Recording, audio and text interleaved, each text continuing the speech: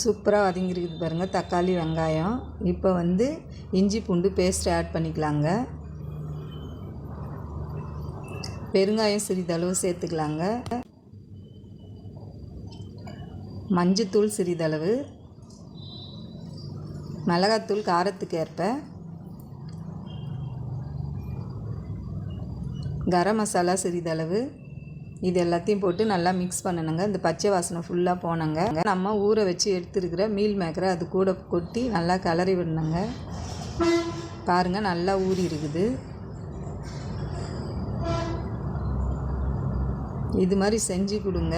சாப்பிடாதவங்க கூட பிடிக்காதவங்க கூட நல்லா சாப்பிடுவாங்க. நிறைய சாப்பாடு சாப்பிடுவாங்க. கொஞ்சம் கறிவேப்பிலை, கொஞ்சம் கொத்தமல்லி, புதினா கொஞ்சம் போட்டு இருக்கிறேங்க. நான் வந்து உங்களுக்கு காட்டுறதுக்கு மறந்துட்டேன். பாருங்கள் பார்க்கும்போது ரொம்ப